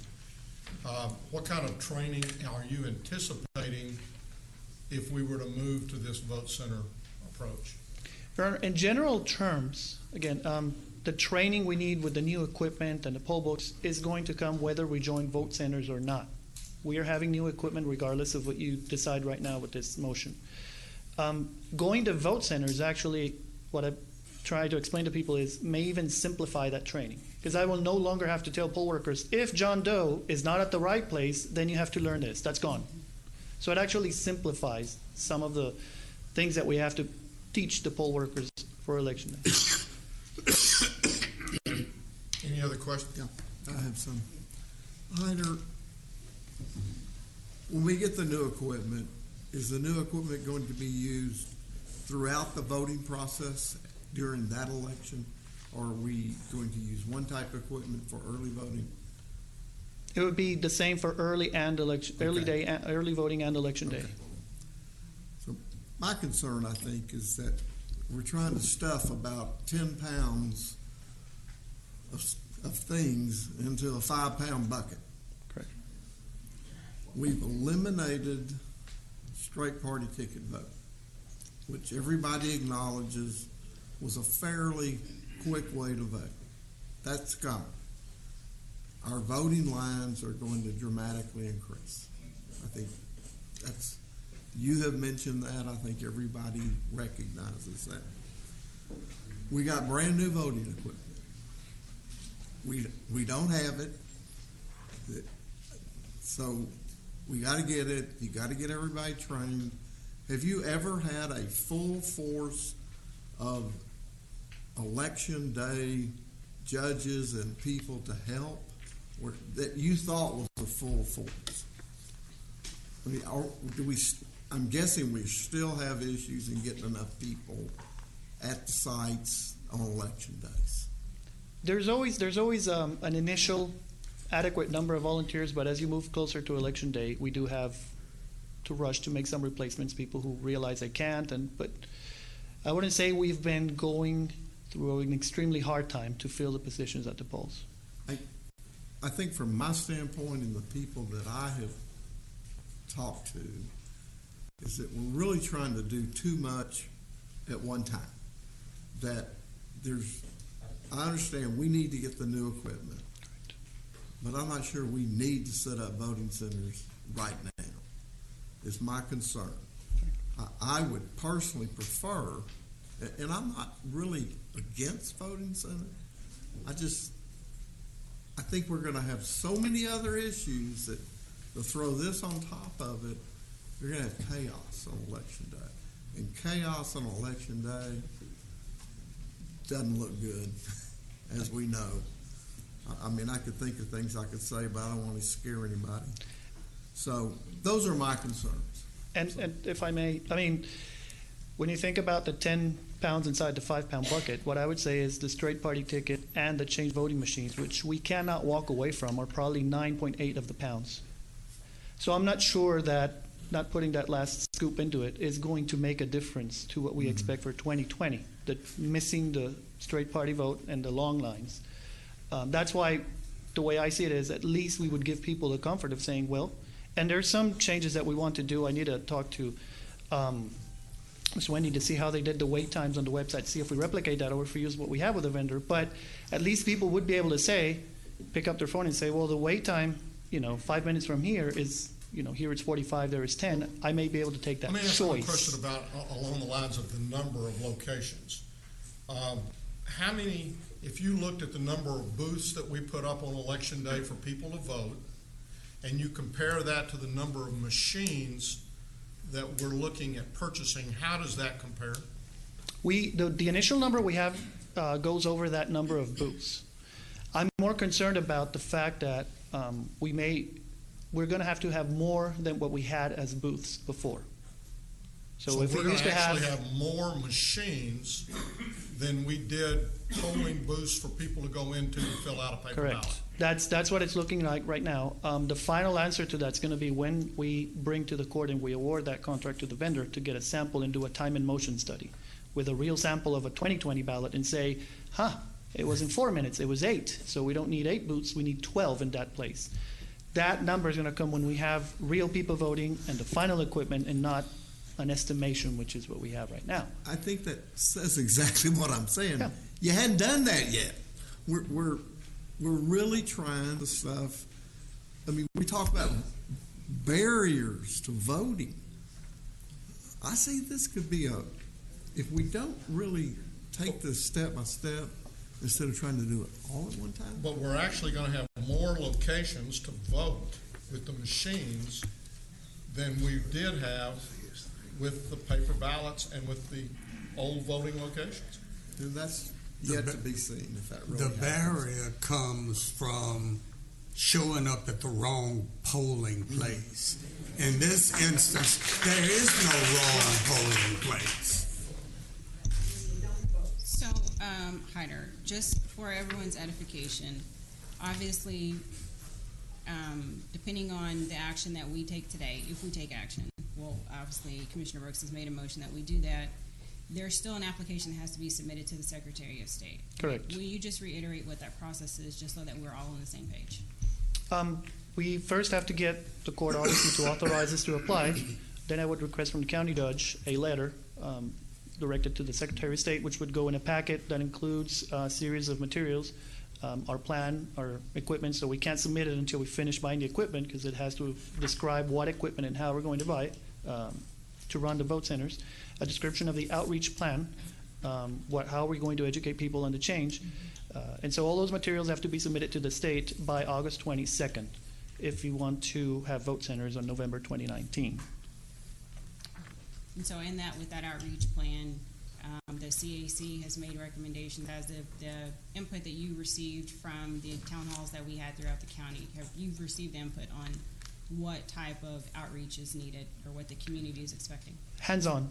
Hands-on, and have the equipment out there. And so we've reached out to the cities and the ISDs and pretty much asked, when are your council meetings, your city meetings, your events, so we can have people there with equipment. One metric I've used in the past in other outreach projects I've done in other countries now is basically count the number of people you get through the machines. So if everybody goes and you're set up at a county fair, at a court meeting, you have a machine outside, at the end of the event you can look at the counter and say, well, 1,000 people tried it today. And so if you add up through a number of months, you set yourself a goal of saying, I have to run 250,000, 300,000 people by November, the November election, that have had, a touch and feel experience on how to use it. So that's where that plan is going. Finding those events where we can get people to get that firsthand experience with new equipment. And I know that the motion is for us to delay any closures until after 2020, until after the 2020 general election. But even at that point, if closures were to take place, it would be based on the methodology that the CAC has worked to come up with, but then also it's submitted in our plan to the Secretary of State, right? We will show them the methodology we developed. Sure. And depending on what the court decides, we will also tell them our plan is to reduce or not reduce until when and if done following this method. That does not take away the court's authority by law to decide where the locations are. Mm-hmm. So my role, the role of the elections administrator, is always going to be to bring a list for the court to approve, but the court can decide to say, that's not the list we're going to approve, we want to have more, we want to have less. That's a conversation that occurs before we come to court, of course. But my point is, methodology or not, eventually it's your decision on what locations are removed or added. Great, thank you. And again, for the primaries are determined by the parties, and the municipal and school boards are determined by their governing bodies. Correct. And that's one thing that Ms. Hennessy, did I say that right? Mentioned the confusion, and that was one of the goals of the CAC. And regardless of whether or not we go to vote centers, we're going to start doing this, is give consistency. So I can't tell a city not to use a location. I can't tell a party not to use a location, but we can choose to use some of the locations they use and line up. So if John Doe lives in Blue Mound, he doesn't have to remember that in March he goes to this library, in May to this school, and in November here. At least we'll try to choose one of those or line them up and say, well, in Blue Mound, we always go to City Hall, we always go to the library, and have that consistency. So they don't have to figure out what election. If we go to vote centers, they would have that same ability outside of the city and say, well, I know that, the Plaza building's always open, I'll just stop by, no matter what. But even if we don't go there, at least we're going to try to give them that consistency. And I think you mentioned that last week in the Correct. briefing item and in the spreadsheet, when there was some discussion about if there were to be closures, which ones would there be, and you talked about incorporating behavioral data. Right? Correct. Yeah. And if there's no, I will tell you that in the people who spoke, we had a total of 27 people who filled out a form. Of that, of the speakers, 14 were supportive, 2 were against, 1 is I'm not sure. Of the non-speakers, 9 were in favor, and there was 1 that was not sure. So the total came to 23 in favor, 2 against, and 2 unsure. Is there any other questions at this point in time? Please vote. Motion passes 4-1.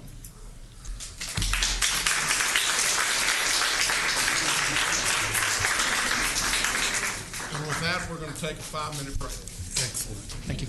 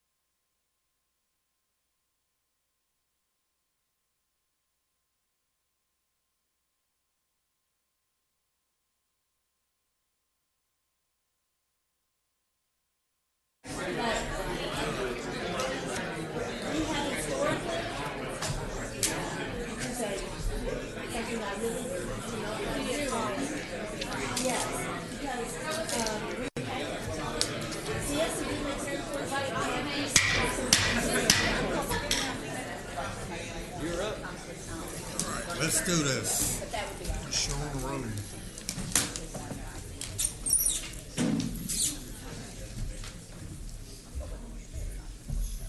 Mr. Maxwell.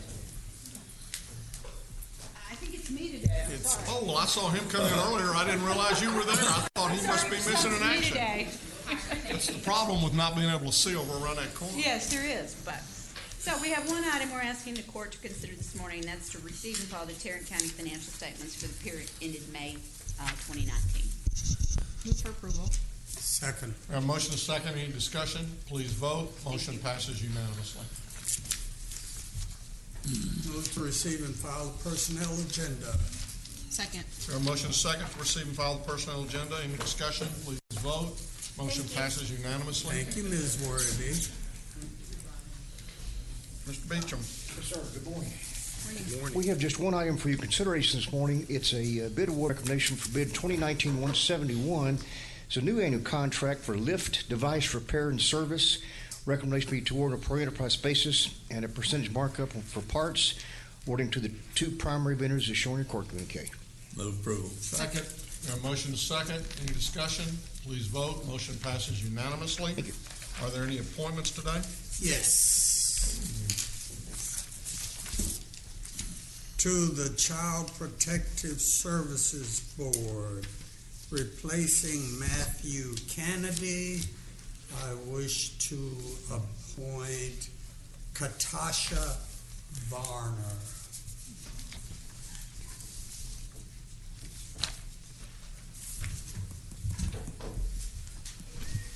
Second. Background check has been done.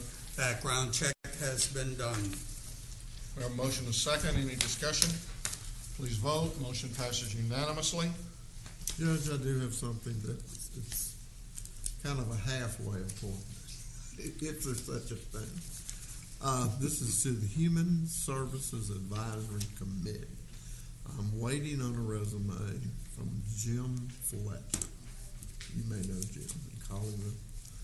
And they've got a meeting next Thursday. And Julie Park, is Julie in the room? I don't believe so.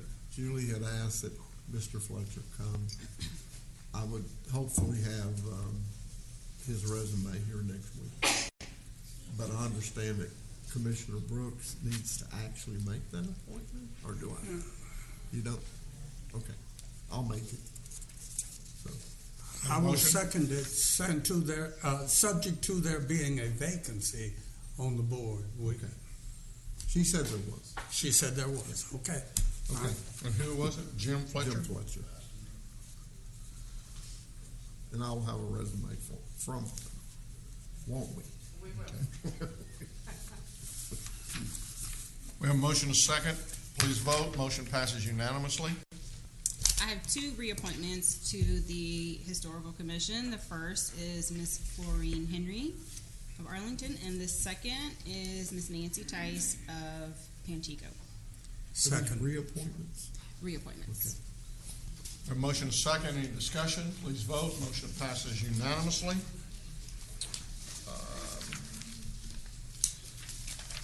Court members, we don't have any insurance, do we? Not today. Okay, court members, you have before you the claims. Move approval of the claims, including the addendum. Second. We have a motion and a second. Any discussion?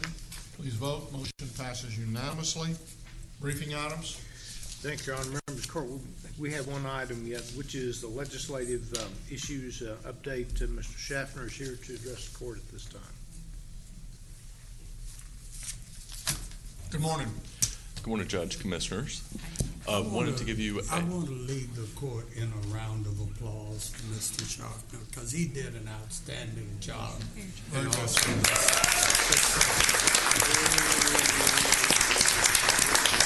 During his rookie year. Looks like they got him down and cut his hair.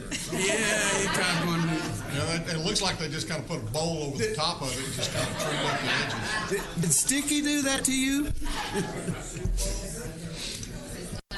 Well, my greater concern is the amount of gray that I'm getting. So it's yeah, you're pretty young. Yeah, I know it's coming quickly, and the 86th session I think is due. A lot of it's due to that. But Judge, Commissioners, thank you this morning, and thank you, Mr. Manius. It was a pleasure to represent y'all in the 86th session. Want to hit just a couple highlights. We're still working on the legislative wrap-up report. You've actually got highlights? I have highlights. Not necessarily good highlights. I but think we're more we have some looking for the lowlights. So highlights, lowlights. The item, just to hit kind of quickly on it. First off, we're going to, as Mr. Manius mentioned earlier, have a workshop on SB2 and HB 2384, which is the Judicial Pay Bill. Both of those are very significant, large issues that will be affecting the county. The Judicial Pay Bill, HB 2384, that will go into effect on September 1, 2019. And so we'll be briefing you on what that impact, potential and possible, and kind of the realms of possibility for the court. Is that a funded or an unfunded mandate? Great question, Commissioner. So for the district judges, the increase in salaries for the district judges, that is, the state is picking up the tab for that. They will pick up the salary increase, the cost of the salary increases. The state will take that. Depending on what the court decides to do regarding the $18,000 county supplement to the district judge's salary, is one of the items we'll be discussing with you. Y'all are currently funding district judges at the $18,000 supplement level. Whether or not y'all continue to do so is, of course, up to Commissioner's Court discretion.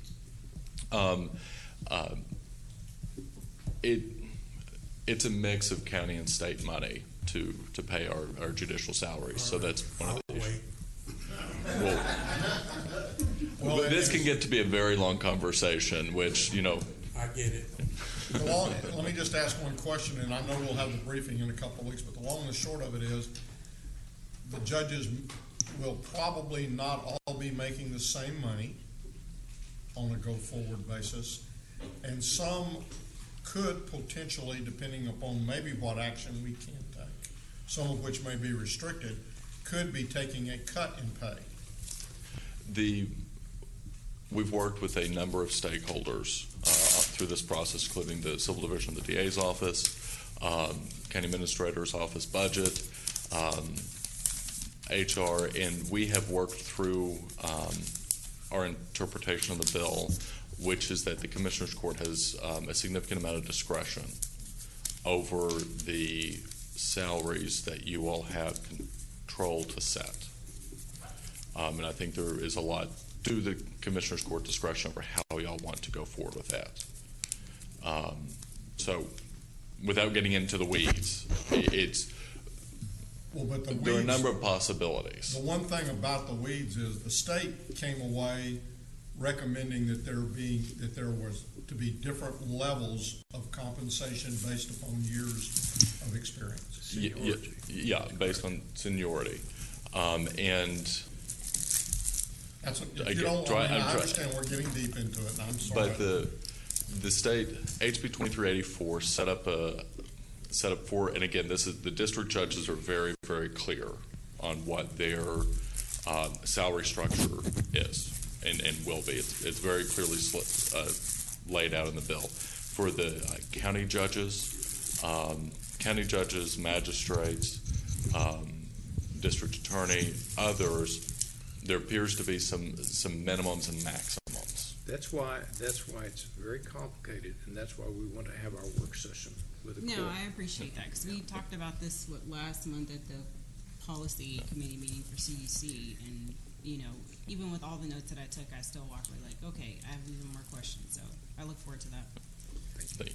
But we'll work through it. But you all will I believe that we'll be able to present an understanding of the bill that gives the Commissioner's Court a great deal of flexibility.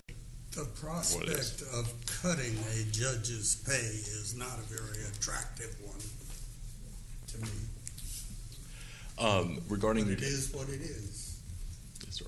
Regarding SB 2, again, we'll go into that in much greater detail, but to be very clear on one issue. SB 2 goes into effect on January 1, 2020. So the current budget cycle and the work that Helen's been doing, the auditor's office on revenue estimation, everything coming up to that is under the current structure of how we do things. Starting next budget year, that's whenever it will change over to following SB2. So just to make sure that everyone's kind of clear on that, our current budget is not subject to SB2. The one that we're about to work on is not subject to SB2. The following one will be.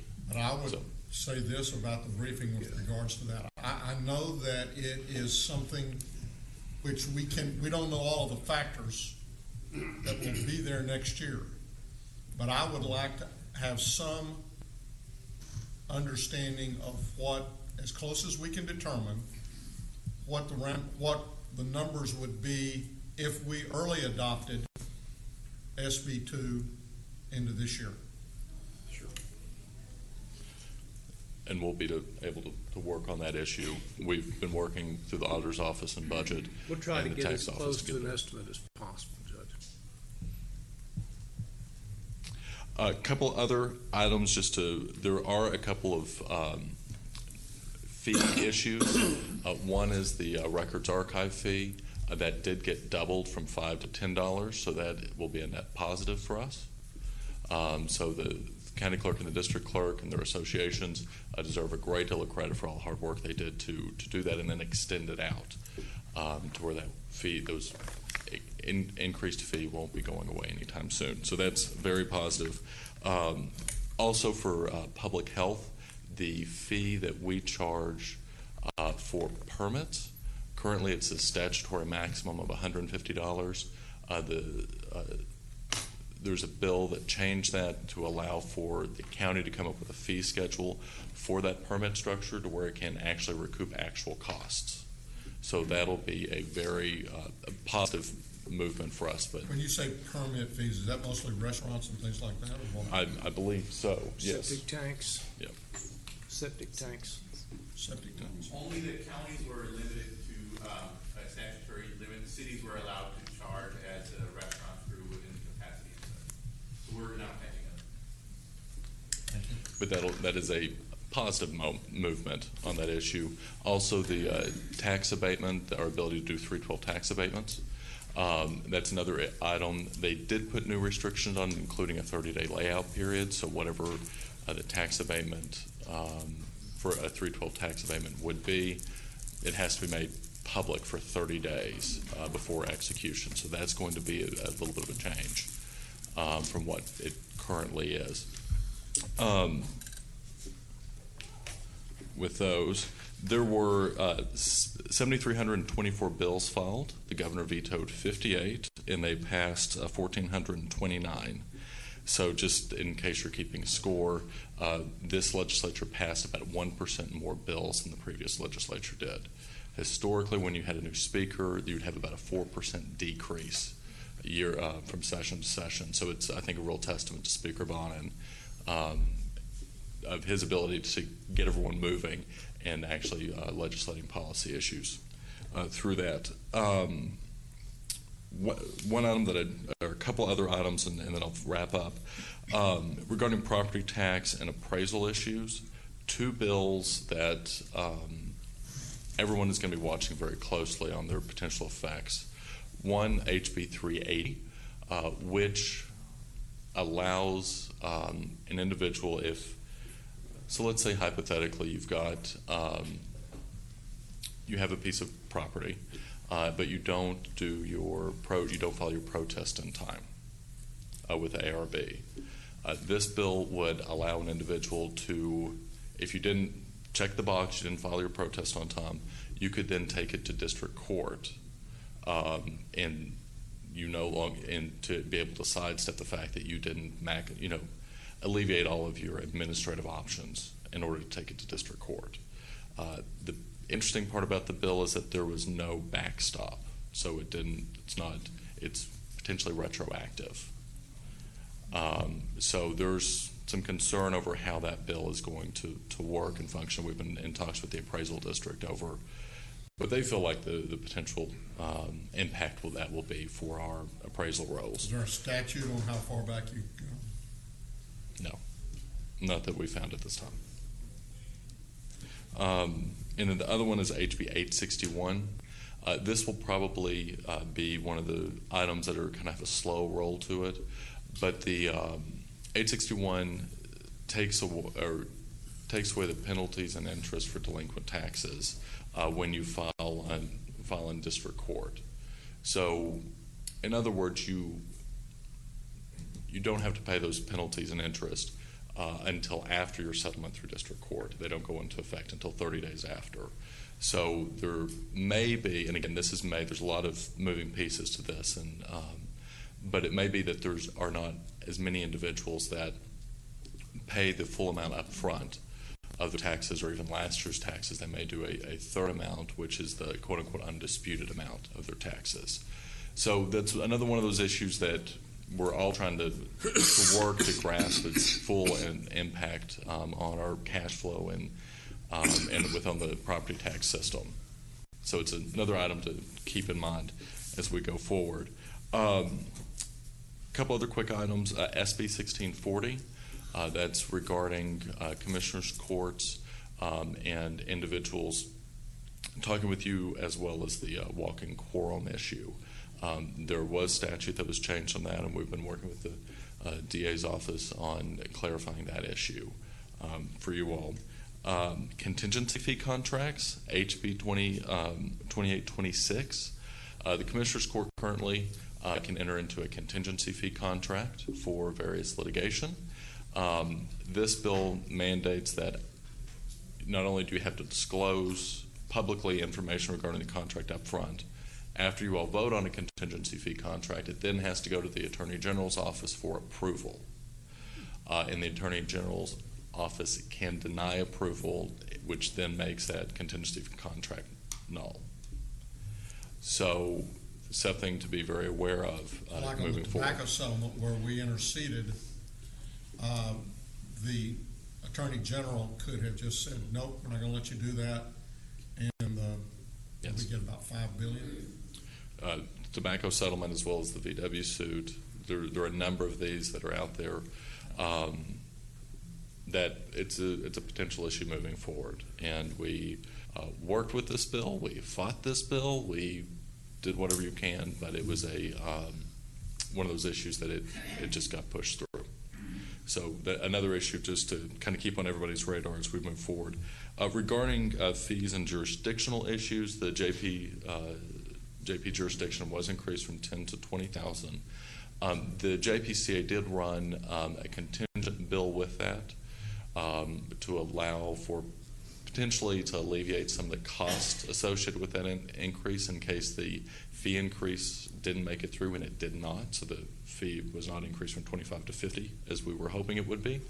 And that's the fact that the Justice Court Technology Fund, which is a special purpose budget, can now be used for personnel, including salaries and benefits. So that is a potential option as we're looking at restructuring and duplicating clerk services in order to stand up what's necessary for the jurisdictional increase. And that is another funding source that the legislature did approve to help and assist with that issue. Does that go into effect this year or the following year? So that will go into effect September 1, 2020. So it's not this fiscal year, but will be fully impact for the next one. And then finally, to wrap up, cybersecurity issues. Representative Capriglione worked with us on a bill to increase cybersecurity issues. And one of his, and what this mandates, I've worked very closely with our IT department and Darren May on this issue, is that the way the bill came out is that if a county employee has access to a computer system, they must have cybersecurity training, period. If you've got access to it. Now, if you're a state employee, you've got to spend 25% of your time or more on the computer in order to have cybersecurity training. But as the HB 28 or 38 and 34 came out, if it's a local government employee, if you have access to the computer, you must have cybersecurity training. The good part about this is that instead of having to go out to one of the 20 vendors that the comptroller is going to certify for this, if you have a cybersecurity specialist in-house, such as we do, they can create program that can be done inside the county where we don't have to go outside and purchase contracts for that. So that was I really appreciated working with the representative to balance it out to where it wouldn't have as much of a fiscal impact for the county. Could we offer that to other smaller counties that might not have? That is a possibility, yes, sir. And then there are a number of other issues, and we'll be getting, like I said earlier, a kind of final report over the various bills that did impact us, or that may impact us, or could potentially impact us. You'll be getting that hopefully within the coming weeks. But just real quickly, as we're moving forward, so the 86 is wrapped up, we're looking towards the 87th now. Which is a terrifying thought, by the way, that's 18 months away. But some interim strategy issues. What are items that we need to be thinking about? What we need to be thinking through? And as we're meeting with our state reps and state senators, what are items that you all and our other officials and staff need to be working with those individuals on? And what I'd like to suggest, just to kind of start thinking through this, and we can come back with more information on this, but one of the items that did not gain traction in the legislative session was the set dollar amount or dollar value homestead exemption that you all was part of your platform. I think that's something we need to be pushing much, much harder during the interim of having that dollar value homestead exemption available and need legislation for that, as well as appraisal reform issues. That's something we began to talk about, and SB2 has some, but there's not a lot in there that's going to actually affect your average homeowner as far as making their appraisal process better. And then also transparency, and then of course the state dedicated revenue accounts. There's over $5 billion sitting in various state funds that are being used to balance the budget. In one fund alone, which is the Clean Air account, fund number 151, Tarrant County citizens have over $25 million in that fund, and there's no way for it to be gotten out unless it's appropriately appropriated. So those are other issues that we need to be kind of working through, but want to get you all started to think, as well as other departments and elected officials across the county, on what are issues that we need to be working on and starting to discuss with our legislatures. So happy to answer any questions, and really appreciate everything that y'all did during the session. Thank you. There's a lot of emphasis placed upon lobbying. Yes, sir. No, it's going to be my question. What requirements are going to come to be in place as we move to this budget, as far as being transparent about where we're spending those dollars? So we're still working on interpreting SB 65 and HB 1495. Those are the two lobbying transparency bills, or bills that had lobbying transparency items tacked onto them at the last minute. We're working with budget as well as the district attorney's office on trying to understand exactly what would require us from that. But we have begun research looking into dues, due structures, what type of organizational dues we may have to do it, because it does, in HB 1495, it references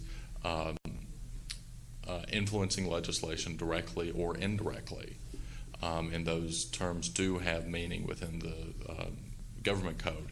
And so trying to understand exactly what that means, and try to find within our current budget, our current fiscal year, what activities we have done that meet those criteria, meet those standards, as well as identify items for next year's budget that y'all will be approving in August and September.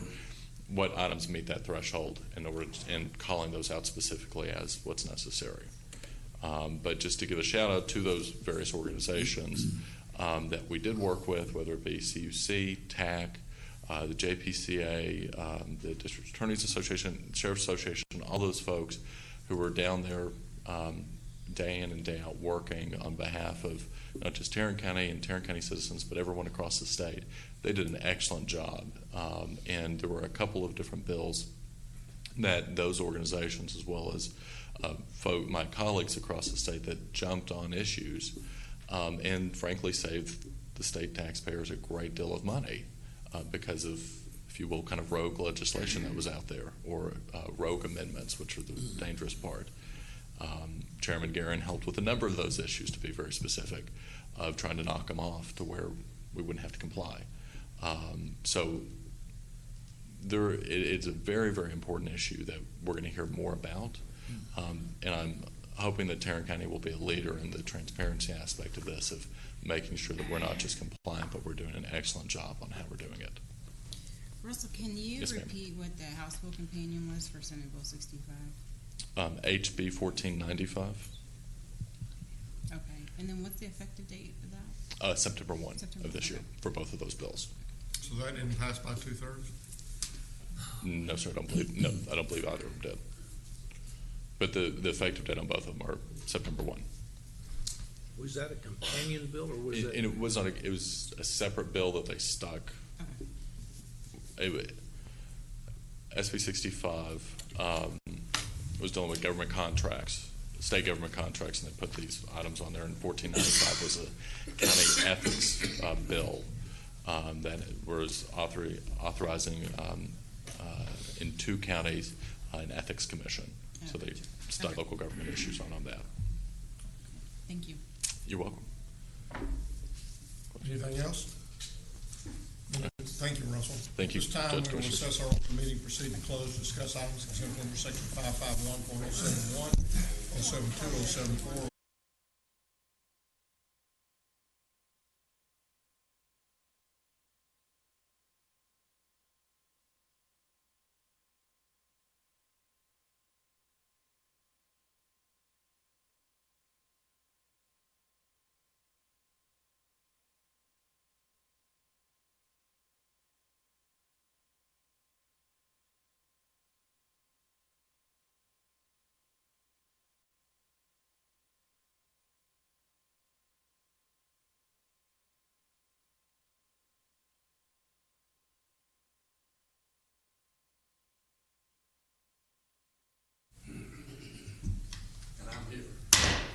Having returned from our closed session, there being no business to conduct at this time, we stand adjourned.